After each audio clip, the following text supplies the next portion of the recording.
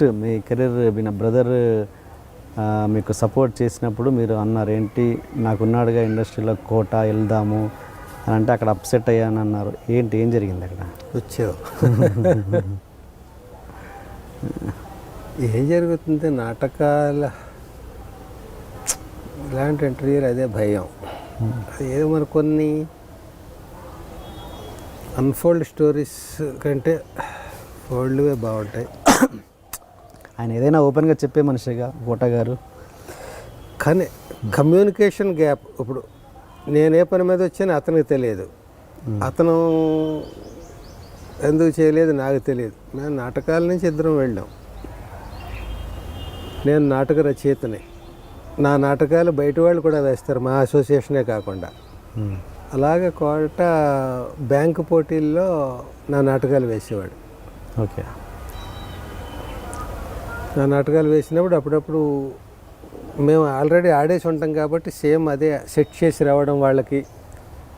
అట్లా ఒక డిజైన్ ఉంటుంది కదా ఒక నాటకానికి, దాన్ని మేము ఆల్రెడీ కొన్ని అనేక ప్రదర్శనలు ఇచ్చి ఉంటాం. అది వాళ్ళ బ్యాంక్ కాంపిటీషన్లో అతను తీసుకుని ఆడినప్పుడు ఇదే డిజైన్ అక్కడ సెట్ చేయడం, అట్లా అట్లా బాగా పరిచయం, కలిసి నాటకాలు ఆడడం.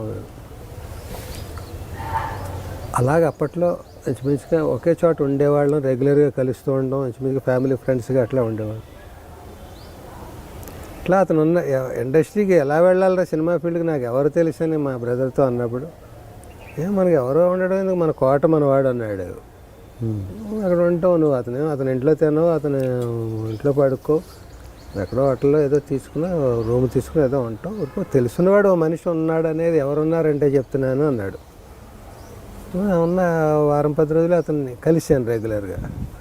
అతనైతే అతని లోకల్లో అతను ఉన్నాడు, మన లోకల్లో మనం ఉన్నాం. మనం ఏ పని మీద వచ్చామో చెప్పడానికి మనకి సిగ్గు, వినడానికి అతనికి బిజీ. ఇది అయ్యేది కాదులే అనుకుని చెప్పలేదు. చెప్పాను కానీ అప్పట్లో ఇలా ఉండేది కాదు. ఇంత ఓపెన్గా ఎవరు పడితే వాళ్ళ రైటర్లు, ఎవరు పడితే వాళ్ళ డైరెక్టర్లు అలా ఉండేది కాదు. ఆల్రెడీ ఒక 5-6 రైటర్లు ఉంటే 7వ వాడు రావడం చాలా కష్టం. అలాంటి పరిస్థితుల్లో మనం వెళ్ళి రచన ఇది అవకాశం అంటే చాలా కష్టం. అప్పుడు అతను చేద్దాం అనుకున్నా చేయలేని పరిస్థితి కూడా కావచ్చు, చేద్దామని అనుకుని ఉండకపోవచ్చు, మనకు తెలియదు. అనుకుని ఉండకపోవడానికి అవకాశం లేదు. అతను రైటర్ కాదు కదా, పోనీ మా ఇద్దరికి పోటీ అనుకుంటే. ఏదో అట్లాగా అనుకున్నది జరగలేదు నా వరకు. అతని వరకు అతను ఏం తెలియని మనిషి కావచ్చు. నా గురించి నేను ఎందుకు వచ్చాను, ఏ ప్రయత్నాల్లో వచ్చాను, ఎవరైనా నమ్ముకుని వచ్చాను అతనికి ఏం తెలియకపోవచ్చు. నిన్నే నమ్ముకుని వచ్చానయ్యా అని నేను చెప్పలేదు. నువ్వు ఎలాగైనా నాకు సాయం చేయాలని నేనేం అతన్ని ప్రాధేయపడలేదు. ఏదో మాట వరుసకు రోజు అతను కలిసి ఈ పని మీద వచ్చానని నేను చెప్తూ ఉండేవాడిని. అతను విన్నట్టు ఉండి అది చాలా కష్టం అన్నట్టుగా మనసులో ఏదో ఉండేదేమో. మరి అతను చేయలేని పరిస్థితి. ఎవరికి నన్ను ఇంట్రడ్యూస్ చేసి రైటర్ అని అంటాడు. పైగా నేను కథలు పట్టుకుని ఇండస్ట్రీకి వెళ్ళలేదు. కథలు పట్టుకుంటే అందరూ రెండు చెప్పండి అంటారు. మన పేరు వేసినా, మన వాడుకున్నా, ఎక్స్ప్లైట్ చేసినా వినడం వింటారు. నేను డైలాగ్ రైటర్ అంటూ వెళ్తే నీకు డైలాగ్స్ నువ్వు ఏమన్నా జంధ్యాలవనా, లేకపోతే ఆచార్య యాత్రేవనా, మణిపూడి వెంకటరమణవనా, ఎందుకు వింటారు, ఎలా వింటారు? ఆ రకంగా డైలాగ్ రైటర్కి అవకాశాలు తక్కువ కొత్త వాళ్ళకి. అప్పుడు డైరెక్టర్లకు కూడా రామగోపాల్ వర్మ గారి పుణ్యం అని పట్ట తర్వాత వచ్చారు. కానీ ఒక అసోసియేట్, ఒక కో డైరెక్టర్ ఏళ్ల తరబడి చేస్తున్నవాడు డైరెక్టర్ అవ్వాలంటే చాలా కష్టం ఆ పీరియడ్లో. అవును. మా ఈవి గారు, కృష్ణారెడ్డి గారు, వీళ్ళ చాలామంది, ఒక 25 మంది కొత్త డైరెక్టర్లు వచ్చారు శివ తర్వాత. ఒక రకంగా అది మంచి పరిణామం కదా. ఆ ఫ్లోలో తర్వాత రైటర్స్, కొత్త డైరెక్టర్లు వచ్చినప్పుడు కొత్త రైటర్లు, అలా గేట్లు ఓపెన్ అయ్యాయి అందరికీ. అంతకుముందు చాలా ఇబ్బంది. అక్కడికి వెళ్తే మనం, నన్ను గోస్ట్ వర్క్ చేయమని చాలా మంది సజెస్ట్ చేశారు. నేను ఒక నాటక రచయితను అయ్యి ఉండి, నాకు ఒక ఇమేజ్ ఉండి, ఒక ఫ్యామిలీ ఉండి, ఒక ఏదో చెయ్యాలని ఒక ధ్యేయంతో వచ్చి నేను అలాగా చేయడం నాకు ఇష్టం ఉండేది కాదు. కానీ మరి నాకంటే పెద్ద వాళ్ళందరూ గోస్ట్ వర్కులు చేశారు. గోస్ట్ వర్క్ చేయడం తప్పు కాదు, అదొక శిష్యరికం లాంటిదే కదా గోస్ట్ వర్క్ అంటే. కానీ నాకెందుకో మరి నేను చెప్పాను కదా, నేను కొంచెం సున్నితత్వం, సెంటిమెంట్లు ఇవనుకో, నేను అలా వద్దనుకుని వెళ్ళాను. నేను ఆ ప్రాసెస్లో నేను పెద్ద పెద్ద వాళ్ళకి కూడా నేను చెయ్యనని చెప్పేయాల్సి వచ్చింది. క్రాంతికుమార్ గారు, ఇంకా ఎలా పెద్ద పెద్ద డైరెక్టర్లకి, మా ఈవీ గారికి కొన్ని సినిమాలకి నేను పేరు లేకుండా చేయాల్సి వచ్చిన పరిస్థితిలో నన్ను అలా వద్దండి, నేను రాయలేను, ఇంకొకరి పేరు మీద ఉన్నప్పుడు నేను నా డైలాగ్ పెన్ను కదలదు నాకు. నేను సున్నితంగా నేను చెప్పి ఇబ్బంది పడ్డాను. అయ్యో నేను నో చెప్పాల్సి వచ్చింది. మరి తమ్ముడికి రుణం తీర్చుకున్నారా? ఇంతకీ తీర్చుకోవాలనుకుంటున్నారా? తమ్ముడి రుణం ఎలాంటి రుణం అంటే, అది ఇప్పుడు అమ్మా నాన్న మనని పెద్ద చేయడానికి 1,56,000 ఖర్చు పెట్టారు అనుకో, వాళ్ళ ఆస్తిలోంచి అయితేనే దేనైతే. ఆ 1,56,000కి వడ్డీ కట్టి 2,56,000 ఇచ్చేసావు అనుకో, నువ్వు తీరిపోతుందా రుణం? ₹1,00,00,000 ఇచ్చేవనుకో తీరుతుందా? అలా తీరలేదు. మామూలుగా అయితే ఏదో వాడు కూడా చిన్న ఉద్యోగి కదా, వాడు వెదజల్ల లేదు కదా, అలా తీర్చుకున్నాను. కానీ అలా తీర్చుకోకపోతే నేను క్యారెక్టర్ లేని క్యారెక్టర్ ఆర్టిస్ట్. కానీ దాంతో తీరిపోయింది అనుకుంటే కూడా నేను క్యారెక్టర్ లేనివాడిని. అది తీరవ కొన్ని, అది ఒక బాగుంది. మరి అప్పుడు ఆయన తమ్ముడు అలా డబ్బులు ఇస్తున్నప్పుడు అప్పటికి పెళ్ళైంది కదా, తనకి పెళ్ళయింది, పెళ్ళైంది పిల్లలు. అప్పుడు ఆయన ఫ్యామిలీ నుంచి ఎటువంటి ఇబ్బందులు ఏమైనా పడే వాళ్ళు అంటే ఏంటి ఆయనకి ఇస్తున్నావు మొత్తం అంటే, నేను పాపం డెఫినెట్గా పడే ఉంటారు. ఇప్పుడు అలా చూసుకుంటే ఇంకో రకంగా మాకు 7 అన్నదమ్ములు. 7గురిలో మా రెండో అన్నయ్య, ఇప్పుడు మా ఫాదరు మాకందరికీ ఉద్యోగాలు ఇప్పించడానికి ఆయనే తహసీల్దారో ఇంకోటో కాదు కదా, ఆయన లైన్ వేరు కదా. మేమందరం ఇంగ్లీష్ ఇది డిగ్రీలు చదివాం. మా రెండో అన్నయ్య ముందు హైదరాబాద్ వచ్చాడు. పెద్దన్నయ్య కూడా అప్పటికి ఒక సెటిల్టీ లేదు లైఫ్లో. వాడిని తీసుకొచ్చి కొన్నాళ్ళు ఉంచుకున్నాడు, డిగ్రీ చేయించి జాబ్ ఇప్పించాడు. వాడు మూడో వాడిని తీసుకొచ్చాడు, 4వ వాడిని తీసుకొచ్చాడు, 5వ వాడిని తీసుకొచ్చాడు, నన్ను తీసుకొచ్చాడు, మా తమ్ముడు, అందరూ 3-4 ఏళ్ళు వాడి దగ్గర ఉండి చదువు. వాడు కూడా మిడిల్ క్లాసే మరి. చదువు వాడి దగ్గర ఉండి, వాడి చిన్న సంవత్సరాల్లో మేము పోను ఒక 3 ఏళ్ళ వాడు వెళ్ళిపోయాడంటే ఇంకో 3 ఏళ్ళ వాడు క్యూ, మళ్ళీ ఇంకో 3 ఏళ్ళ వాడు, ఇలా ఇంతమందిని గట్టెక్కించాడు. సో వాడి త్యాగం వాడిది. మరి వాడి పిల్లలు, వాడి భార్య అనుకుని ఉండొచ్చు, అనుకోకపోవచ్చు. మా అన్నయ్య కంటే ఎక్కువ వదిన్ని ఎందుకు మెచ్చుకుంటామంటే, అన్నయ్య మనవాడు, వదిన మన ఇంట్లోది కాదు, బయట నుంచి వచ్చింది. ఆమె అర్థం చేసుకుని మమ్మల్ని ఎంత ఎంకరేజ్ చేయడం గొప్ప. అందుకనే తల్లి కంటే గొప్పగా కనిపిస్తారు అలాంటి వాళ్ళు. అలాగే ఇప్పుడు మా మరదలు, వాళ్ళ పిల్లలు, వాళ్ళు వీడు నచ్చ చెప్పాడా వాళ్ళకి, వాళ్ళు అంత ఉదాత్తంగా ఉన్నారు. ఇప్పుడు కూడా ఆ టాపిక్ రాదు.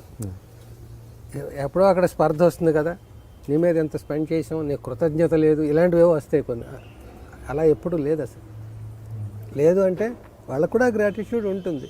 ఆ సంస్కారం మా తమ్ముడు వాళ్ళకి చెప్పి ఉండొచ్చు, వాళ్ళు కూడా అలా సంస్కారవంతులు అయ్యి ఉండొచ్చు, పరిస్థితులను అర్థం చేసుకుని ఉండొచ్చు.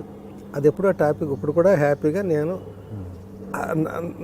నా రెస్పెక్ట్ నాకు అందరూ ఎంత ఇవ్వాలో అంత మించి ఇస్తారు తప్ప చులకనగా ఉండదు. అది వాళ్ళ పిల్లలు కూడా పెదనాన్న నా రెస్పెక్ట్, ఏదైనా నేను మంచి రైటర్నని, యాక్టర్నని, ఇవన్నీ వాళ్ళు కూడా ఆనందాన్ని అనుభవిస్తారు.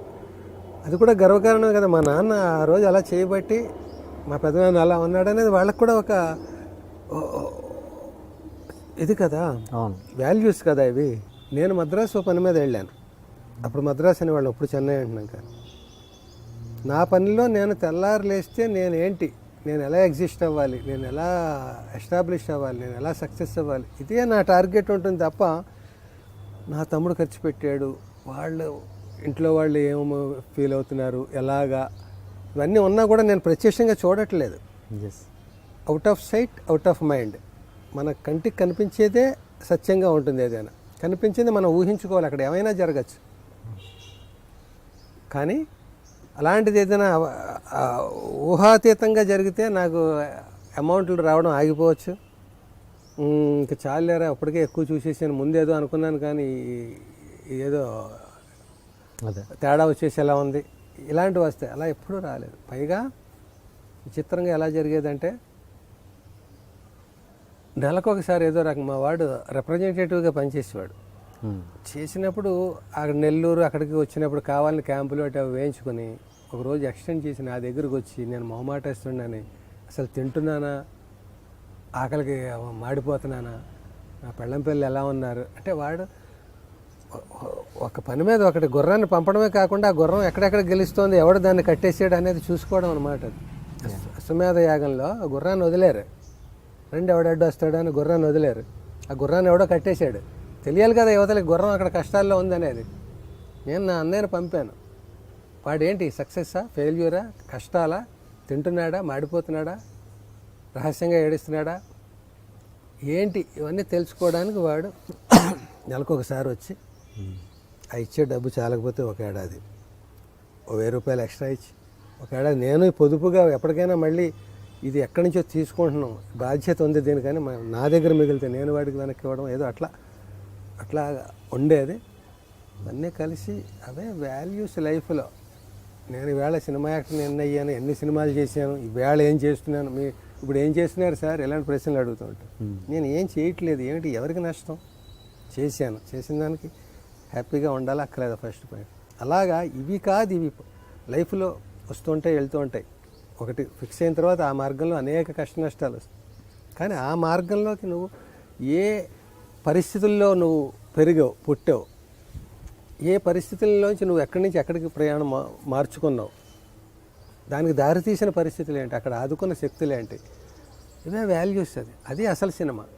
అక్కడికి వెళ్ళాక తెర మీద కనిపించే సినిమా కాదు. దానికి స్క్రిప్ట్ ఎవరు రాశారు, డైరెక్టర్ ఎంత హింస పెట్టి రాయించాడు, ఆ రైటర్స్ పాపం ఎంత స్ట్రగుల్ అయ్యారు, పంచులు ఏవయ్యా పంచులు కావాలంటే వాళ్ళు ఆ పంచుల కోసం ఎంత అవస్థపడ్డారు. ఇవన్నీ ఇప్పుడు లోనికి రాకూడదు అంటాడు హోటల్లో. ఎందుకు రాకూడదు, వాడేమో ఇది రుబ్బేస్తూ ఒంటి మీద బట్టలు లేకుండా నల్లగా ఒకడు వండి ఆ చెమట అంతా అందులో వేసేసి రుబ్బుతూ ఉంటాడు. అది చూస్తే ఎవడైనా తింటాడా? అందుకని లోనికి రాకూడదు అంటారు. అందులో మిగిలిపోయిన నిన్నటి ఉప్మా అందులో వేసేసి టమాటా బాత్ ఇవన్నీ ఏవో కలుపుతారు వాళ్ళు. ధర్మవరం సుబ్రహ్మణ్యం అన్నాడు, ఫోన్ లేవే వాడు కూడా బతకాలి కదా, జోక్ అది. డాక్టర్ దగ్గరికి వెళ్ళాట, పెళ్ళాన్ని తీసుకుని తనకి కంప్లైంట్. డాక్టర్ చూశాడు, ఓకే ఏదో రాశాడు, నా ఫీజు 1000 రూపాయలు, ఈ మందులు కొన్నాడు. 1000 రూపాయలు చెయ్యేలా పట్టుకు వదిలేసాడండి అన్నాడు. పోలేవే వాడు కూడా బతకాలి కదా అన్నాడు. మెడికల్ షాప్లో కొన్నట్టు. ఆ మెడికల్ షాప్ కూడా ఆ డాక్టర్దే. డాక్టర్లు చంపేస్తారు నన్ను. ఆ మెడికల్ షాప్ కూడా వాడిదే, వాడు బామ్మరిదే ఆవిడదే. మందులు వాడు 2000 బిల్లు వేసాడు. అవ్వా దగ్గు జలుబుకి 2000 బిల్లా, పోలేవే వాడు కూడా బతకాలి కదా అన్నాడు. ఇంటికి వెళ్ళాక అవన్నీ డస్ట్బిన్లో పడేసేటాడు. అవ్వా 2000 3000 డస్ట్బిన్లో పడేసారు, పోలేవే నేను కూడా బతకాలి కదా. అలాగా అందరూ బతకాలి. 2 క్యాప్షన్లు అయ్యా నాకు. ఒకటి బాగా చిరాకు రప్పించేది, ఒకటి బాగా నచ్చింది. మనం జర్నీ చేస్తుంటే లారీలకి వాటికి వెనకాల రాస్తూ ఉంటారు, నన్ను చూసి నాకు చాలా అసహ్యమైన ఇది, నన్ను చూసి ఏడవగరా. ఆ లారీ మీద మన మీద పడిపోయేలా ఉంటుంది, ఆయన చూసి అందుకు ఏడవాళ్ళ మీద పడిపోతుందేమో. వాడి దృష్టి ఏంటి, నేను కొత్త లారీ కొనుక్కి వెళ్ళిపోతున్నాను ఏడవగా అన్నట్టుగా కుళ్ళిపోతామని. అది సాడిస్టిక్ ఎక్స్ప్రెషన్. అది నచ్చిన బెస్ట్ క్యాప్షన్ ఒకటి ఉంది. కొన్ని ఆటోల మీద వాటి మీద రాస్తా, అందరూ బాగుండాలి, అందులో నేను ఉండాలి. అంత కన్స్ట్రక్ట్ పాజిటివ్, అందరూ బాగుండాలి, అన్ని సినిమాలు సక్సెస్ అవ్వాలి, నేను కూడా రియాక్ట్ చేయాలి. అది గొప్ప థాట్ అది. అలాగా ఈ దాంట్లో ఇది ఎంటర్టైన్మెంట్. నీ ఇంటర్వ్యూలో నేను కనెక్షన్స్ తెగిపోతూ మళ్ళీ అది ముడిపెట్టడం, అదే కావాలి. వాల్యూస్ ఇవన్నీ చెప్పుకోవడానికి, గొప్పగా ఉండడానికి ఇవే అసలు సినిమా. ఇది అదే ఉంది ప్రయాణం. నువ్వు ఇప్పుడు కీ ఇచ్చే కారు ఉంటుంది, కీ ఇచ్చేసి ఇటు వదిలితే అటు వెళ్తుంది, అటు వదిలితే అటు వెళ్తుంది. అలాగే నేను సినిమా ఫీల్డ్కి యాక్టర్గా వెళ్ళాలనుకుంటే ఇలా వెళ్తాను, నాటకాల్లో ఇంకో ఉంటే అలా వెళ్తాను, ఇంకో గవర్నమెంట్ స్టేట్ బ్యాంకులో నా ఉద్యోగం అయితే అలా పోతాను. అక్కడ పరిస్థితులను బట్టి బతుకుతాను, సక్సెస్ అయినా ఫెయిల్యూర్ అయినా. కానీ ఆ బ్యాంకు ఉద్యోగం రావడానికి నాకు ఎవరెవరు సహకరించారు, ఎన్ని కష్టాలు పడ్డాను, దాంతో ఆ మంచి డబ్బుతో నేను ఎవరెవరిని ఆదుకున్నాను, అది చరిత్ర. సినిమాల్లోకి వెళ్ళి నేను ఏం చేశాను, ఆ వెళ్ళడానికి ఎలా వెళ్ళాను, వెనకాల ఉన్నది ఏంటి, ఎవరెవరి సహాయం ఉంది, మనం గుర్తుంచుకోవాల్సినవి కానీ ఇంకోటి కానీ. అండ్ మీ ఇంతకుముందు అన్నారు బ్రదర్ అతను ఎక్కడ ఏం చేస్తున్నాడు, రహస్యంగా కన్నీళ్ళు గారుస్తున్నారా అని అన్నారు కదా, అంటే నాకు గుర్తొచ్చింది మీ అమ్మాయి పెళ్ళి శిల్పకళారామంలో చేశారు. చేసినప్పుడు ఆ అప్పగింతల కార్యక్రమం అయిపోయాక మీరు ఆ చెట్ల చాటుకి వెళ్ళి ఒంటరిగా ఏడ్చారంట. అది చూసి అక్కడ పని వాళ్ళు అంటే ఏంటయ్యా మీరు నవ్వించే వాళ్ళు ఏడుస్తున్నారు అని, అది చెప్పండి ఒకసారి. అసలు ఇది ఇలా గుండెలు తీస్తే ఆంజనేయుడికి సీతారామ లక్ష్మణులు ఉన్నట్టుగా నేను ఇది నా పర్సనల్ అనుభవం. అది నేను ఎక్కడ చెప్పినట్టు గుర్తులేదు, నీకెలా వచ్చేసింది అనేది. చెప్పండి, శిష్యుండి కదా. కరెక్టే, బాగా అడుగుతున్నావా నువ్వు. మా అబ్బాయిని మా తమ్ముడిని పట్టుకున్నావు, మా అమ్మాయిని. అయితే పెళ్ళి చాలా ఘనంగా చెయ్యాలి. నాకు కొడుకు కూతురు. కొడుకు సినిమా గ్రాఫిక్స్ అది మన బాహుబలి చేసాడు, అంతకుముందు మగధీర, రోబో ఇలా చాలా చేసాడు. వాడు ప్రాజెక్ట్ని బట్టి మారుతుంటాడు కంపెనీ. వాడు కంపోజిటర్, వాడి పోస్ట్ కంపోజిటింగ్ అనేది ఒక సెక్షన్ గ్రాఫిక్స్లో, దాని హెడ్ వాడు ఎక్కడ చేసిన. వీళ్ళందరూ వెలుగులోకి రారు, ఎవడో ఆ హెడ్డే 2-3 పేర్లు వేస్తుంటారు సినిమాల్లో. టీము 100 మంది ఉంటారు, అందులో కొన్ని విభాగాలు ఉంటాయి. ఒక విభాగానికి హెడ్ వాడు. మోర్ దాన్ 10 years వాడు గ్రాఫిక్స్ దాంట్లో ఉంటున్నాడు. సుపాణి వాడి పేరు. సో అమ్మాయి అబ్బాయి అందరూ ఇక్కడే ఉండాలి. నేను అమెరికాకి వ్యతిరేకని కాదు, అభ్యుదయానికి అసలు వ్యతిరేకని కాదు. కానీ అభ్యుదయం అంటే అమెరికా అని కూడా నేనేం ఫిక్స్ అవ్వను. అభ్యుదయం అనేక రకాలుగా ఉంటుంది. అమెరికా వెళ్ళడం కూడా అభ్యుదయమే కావచ్చు, కానీ అమెరికా వెళ్ళడం మంచిగా చేయడం అనేది ఇప్పుడు టాపిక్ కాదు. అది అభ్యుదయం అనుకుంటే అమెరికా కాదు, ఎక్కడికి అసలు బొంబాయి కూడా పంపద్దు. నా కొడుకు కూతురు నేనున్న చోటే ఉండాలి. ఒక పండగ వస్తుంది, ఒక కష్టం వస్తుంది, సుఖం వస్తుంది, ఇలా చిటికేస్తే రావాలి. వాళ్ళు రాలేని పరిస్థితులు ఉంటే నేను వెళ్ళి చూసి రావాలి. ఇలాంటి మెంటాలిటీ ఉన్నది ఇద్దరు. ఇదివరకు మేము 7 అన్నదమ్ములు అక్క అని చెప్పుకుంటున్నాం. అంతమంది ఉంటేనే మమకారాలు అలా ఉండేవి ఆ రోజుల్లో. ఇప్పుడు ఉన్నది ఒక కొడుకు కూతురు, వాళ్ళకి ఇంకెంత మమకారం. ఇప్పుడు అలా 7 8 పెంచలేక కదా ఇవాళ పరిస్థితులు మారి, పైగా చోటు లేదు. ఇదే ప్రపంచం అనే ఇంటిలో ఇంతమంది పట్టరు. అందుకని దేవుడు తగ్గించేసాడు. ఇలా ఒకరు ముద్దు 2 హద్దు అని. ఈ ఒకరిద్దరినే పెంచడం కష్టమైపోతుంది. టార్గెట్స్ వెళ్ళిన అమెరికా దాకా పంపాలి. అమెరికాయే టార్గెట్ అయిపోయింది, ఏంటో అర్థం కాదు. ఓకే, ఏదైనా కాలమాన పరిస్థితులను బట్టి. మా రోజుల్లో బేకాం చదివితే వాడు బాగా బతికేస్తాడు, వాడికి అకౌంట్ ఇది వచ్చేస్తుంది, ఇంకోటి వచ్చి బేకాం ప్రతి ఇంట్లో 7 అన్నదమ్ములు అయితే 6 బేకాములే. ఒకడు బీఎస్సీ అయ్యి బాబా, బీఎస్సీ అనేది డిఫరెంట్గా ఉండేది. ఇప్పుడు అందరూ బీటెక్ ఎంటెక్ అది ఇవి. కొన్నాళ్ళు డాక్టర్ ఇంజనీర్. ఇప్పుడు డాక్టర్ లేడు, ఇంజనీర్. ఎందుకంటే అమెరికా వెళ్ళాలంటే డాక్టర్ కంటే ఇది ఈజీయో మరి ఏంటో. ఓకే, అనేక వృత్తులు ఉన్నాయి, అనేక అవసరాలు ఉన్నాయి, అనేక విలువలు ఉన్నాయి, అనేక అవసరాలు ఉన్నాయి. అందరూ మరి అమెరికా వెళ్ళిపోతే ఎట్లా? అమెరికాని డెవలప్ చేయడానికి ఇండియా లేదు ఇక్కడ. ఇదేం దానికి సప్లయింగ్ కంపెనీ కాదు ఇండియా అనేది. ఇండియాకు ఒక సంస్కృతి ఉంది, ఒక ఐడెంటిటీ ఉంది, ఒక ఘనత ఉంది, ఒక గొప్ప మేరా భారత్ మహాన్ అని ఉంది.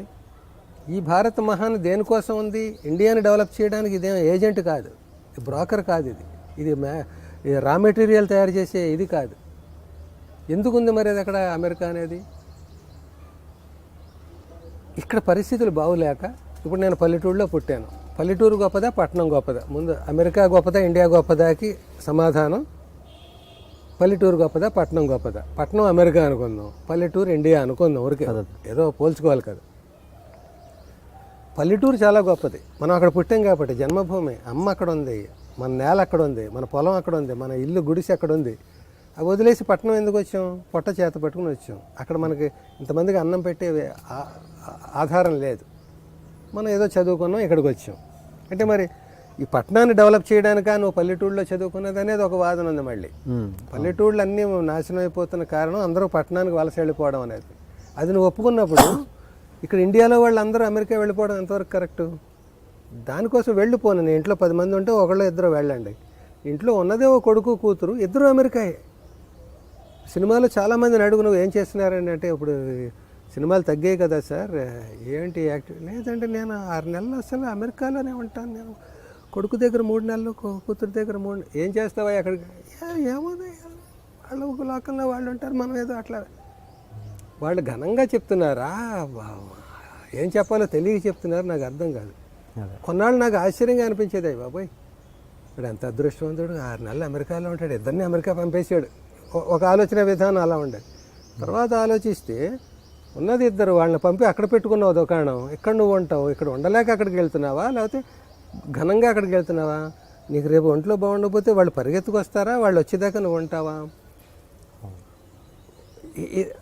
అంటే ఇదంతా ఎందుకు చెప్తున్నానంటే, మా వాళ్ళిద్దరూ నా దగ్గరే ఉండాలి అనుకున్నాను నేను. ఉన్నది ఇద్దరు చక్కగా, కష్టమైన సుఖమైన.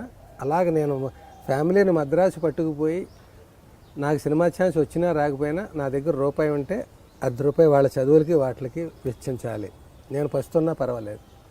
అలా ఉంటే రేపు పొద్దున్న మా నాన్న సినిమాల్లోకి అక్కడికి ప్రయత్నించి మా జీవితాలు ధ్వంసం చేసేసాడు అనుకోకుండా వాళ్ళు సెటిల్ అయిపోతే నాకు బాగుంటుంది. అలాగే నాకు కొన్ని ఉదాహరణలు చూశాను. ఓహో, వీళ్ళు ఎందుకని హ్యాపీగా ఉన్నారు, సినిమాల్లో రాణించకపోయినా కూడా వాళ్ళ పిల్లల్ని సెటిల్ చేసేసారు. మనం కూడా ఫస్ట్ టార్గెట్ వచ్చింది సినిమా కోసమైనా కూడా పిల్లల్ని సెటిల్ చేయడానికి ఎక్కువ మనం మానసికంగా ఆలోచించాలి. పిల్లల్ని సెటిల్ చేయడం అంటే పెద్ద పెద్ద స్కూల్స్లో చేర్చడం కాదు, డొనేషన్లు కట్టి మంచి చదువు చెప్పే చోట, వాళ్ళకి ఇది వచ్చే చోట. కానీ అలాగా మనం అనుకుంటే అలా విద్య వచ్చేది, అలా అనుకున్నాం కదా అని వాళ్ళు అందరూ పెద్ద పెద్ద ఎంటెక్లు, అలా అవరు. మా అబ్బాయి కూడా MBA చదివాడు, చదువుకేం తక్కువ లేదు. సో వాడు వెళ్ళనన్నాడు. అమెరికా వెళ్ళరా, అందరూ వెళ్తున్నారు, నువ్వు కూడా వెళ్ళొచ్చు కదా, క్రేజ్ ఉంటుంది అక్కడికి వెళ్ళి. అమెరికా నుంచి వచ్చిన అమెరికా రిటర్న్డ్ గ్రాఫిక్ మ్యాన్ అంటే అడిగేమో ఇంకో 2 కమ్ములు ఎక్కువ ఉండవు, అదేమో అది ఇండియాలో ఉండి కూడా చేయొచ్చు అన్నాడు. సో వాడి దృక్కోణం అది. మా అమ్మాయిని సరే, నాకు అసలు అమ్మాయి పుట్టాలని ముందు నుంచి కోరిక. ఇంట్లో ఆ పట్టాల కాళ్ళతోటి ఆడపిల్ల అలా గల్గల్మని నడుస్తుంటే లక్ష్మీదేవి నడగాడుతున్నట్టుగా ఒక రిథం, ఒక వేవ్ లెంగ్త్, ఒక మ్యూజిక్ ఇది ఉంటుందని అమ్మాయి కావాలనుకున్నాను. అమ్మాయి పుట్టింది. పుట్టిన తర్వాత ఈ అమ్మాయిని అమెరికాయో బొంబాయో పంపి నేనే ఆనందిస్తాను. ఇక్కడే ఉండాలనుకున్నాను. ఇక్కడే ఉండాలనుకున్నప్పుడు ఆ అమ్మాయికి పెళ్ళి. ఇక్కడే ఉండాలనుకుంటే అలాంటి వాడిని చూడాలి.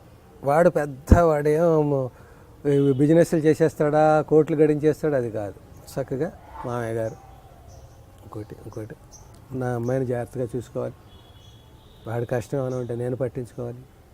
నన్ను వాడు అర్థం చేసుకోవాలి. మా మామగారు సినిమా యాక్టర్, నేను నాన్నని అడిగి 2 లక్షలు పట్టరా, 10 లక్షలు పట్టరా, పుట్టింటికి వెళ్ళిపోయి ఇలాంటి వాడు దొరికితే చచ్చిపోతాను నేను. అందుకని ఉన్నంతలో నాకు ఏదైనా కూడా పెళ్ళిళ్ళు.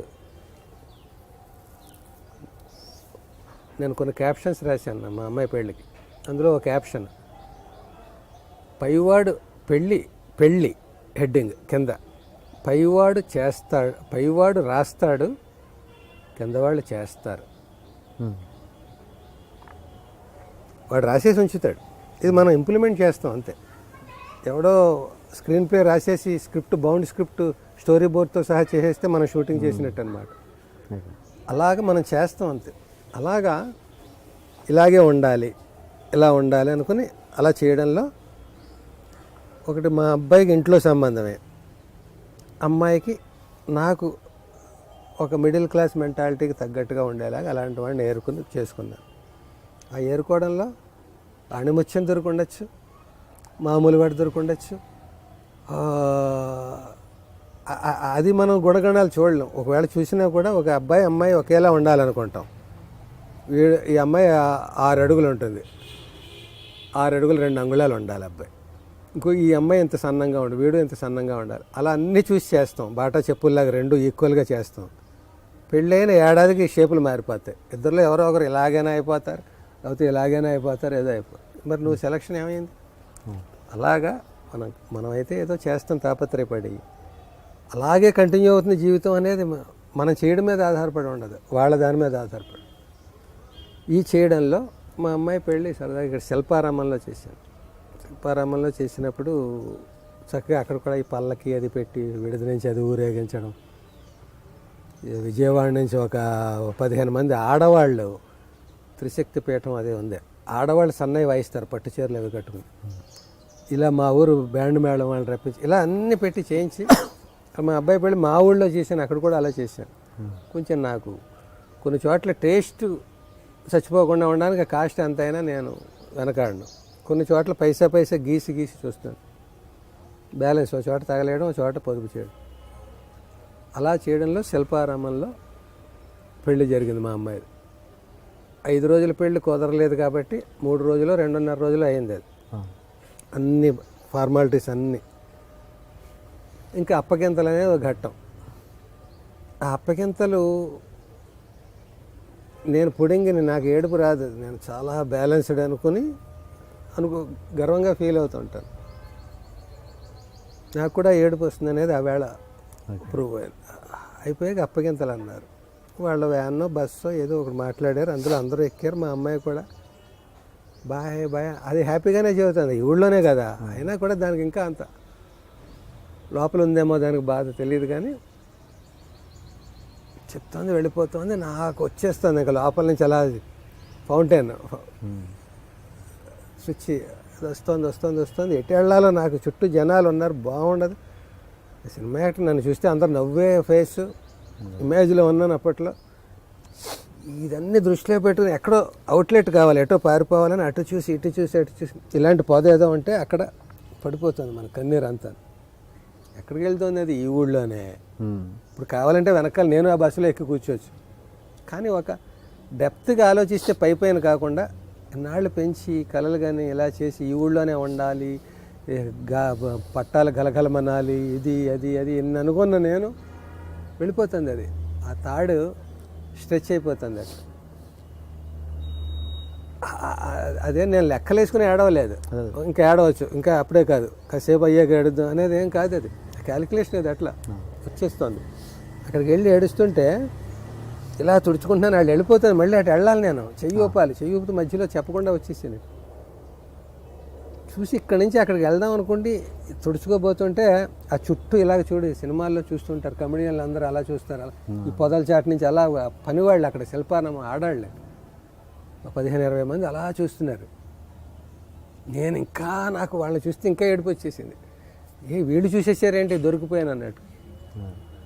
వాళ్ళు అన్నారు, బాబాయ్ అందరినీ నవ్వేస్తారు, మీరు ఏడుస్తారేంటండి, ఆడపిల్ల అన్నాక మరి వెళ్ళాలి కదండి, ఎప్పటికైనా మా నాన్నల్ని వదిలేసి వెళ్ళాలి కదండి, ఊరుకోండి బాబా అంటే నాకు ఇంకా పెరిగిపోతుంది. ఇంకా అదేంటో కాదు, చెప్పుకోవడానికి చిన్న సంఘటన. ఇది సినిమాలో పెడితే పేలదు, జీవితంలో అయితే అది అద్భుతమైన సంఘటన. కొన్ని నిజ జీవిత గాథలు అంటాం, నిజ జీవితంలో సినిమాల్లో చెబితే అది రుచిగా ఉండదు. కొన్ని రుచిగా ఉంటాయి, కొన్ని లేనిది దానికి చిన్న ఫిక్షన్ యాడ్ చేస్తే రుచిగా ఉంటుంది. ఇది మరి సినిమాలో పెడితే అంతగా పేలదు, కానీ నిజ జీవితంలో గొప్ప సంఘటన. ఎందుకు చెప్పే పద్ధతిలో పెట్టే పద్ధతిలో పెడితే అవుతుంది, ఎందుకు కాదంటారు.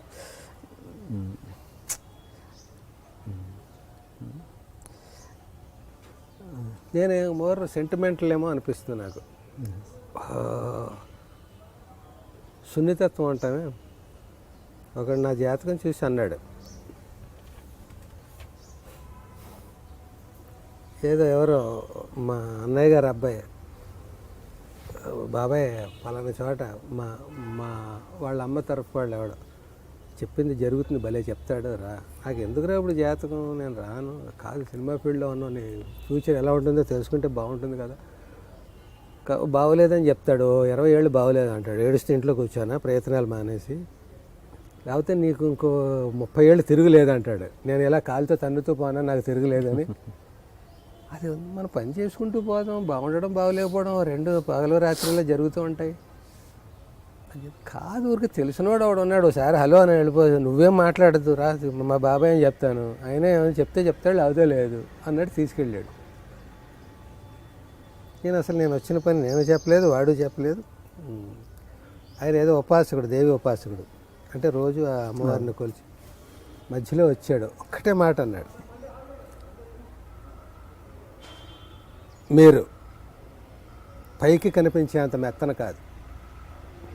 వెళ్ళిపోయాడు అంతే. ఎందుకు చెప్పాడో అది తెలియదు.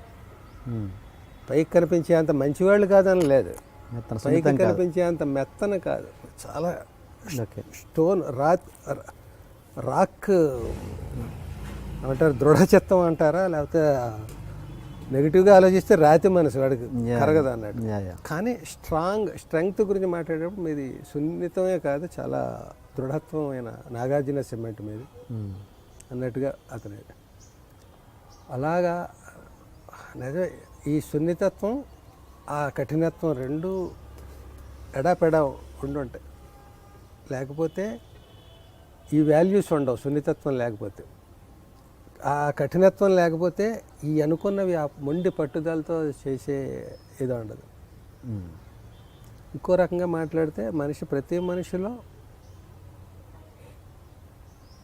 కాంప్లెక్స్లు, సుపీరియారిటీ కాంప్లెక్స్, ఇన్ఫీరియారిటీ కాంప్లెక్స్ అనేవి రెండు ఉంటాయి. నా అంత గొప్పవాడు లేడు, సుపీరియారిటీ కాంప్లెక్స్. నేను ఎందుకు పనికిరాను, ఇన్ఫీరియారిటీ కాంప్లెక్స్. ఒక కొటేషన్ కూడా ఉంది, superiority complex based on inferiority complex అని. ఓకే. నేను గొప్పవాడిని మాటిమాటికి చెప్పుకోవడం, నువ్వు తక్కువవాడు అని లోపల అనుకుంటున్నావు. నేను తక్కువవాడిని కాదు అనకుండా నేను గొప్పవాడిని అంటున్నావు. ఈ ఇన్ఫీరియారిటీ దాని మీద ఆధారపడి ఉందన్నమాట నీ సుపీరియారిటీ. అవన్నీ పక్కన పెడితే ఈ రెండు కాంప్లెక్స్లు ఉన్నాయి, ఇన్ఫీరియారిటీ, సుపీరియారిటీ. ఈ రెండు ప్రతి మనిషిలో ఉండాలి, తక్కడే పళ్ళలాగా బ్యాలెన్స్డ్గా ఉండాలి. నేను గొప్పవాడిని అని ఈ పళ్ళెం కిందకి దిగుతుంది అనుకో, ఈ పళ్ళెం పైకి లేస్తూ ఉంటుంది, నీకు అహంకారం పెరుగుతుంది అనమాట. నేను ఎందుకు పనికిరాను అని ఇది చేస్తుంటే ఈ పళ్ళెం పైకి లేస్తూ ఉంటుంది. అంటే నువ్వు అనుకున్నది ఏది చేయలేవు. నేను ఎందుకు పనికిరాను అనుకుంటే ఏం చేయగలను, నేను యాక్ట్ చేయలేను అనుకుంటే నేను అసలు కావిడేసుకుని తిరగలను, నా సినిమాల్లో గోచి పెట్టుకుని నేను చేయగలను అనుకుంటే నేను మద్రాసు వెళ్ళి సాధించలేను అనుకుంటే వెళ్ళగలను.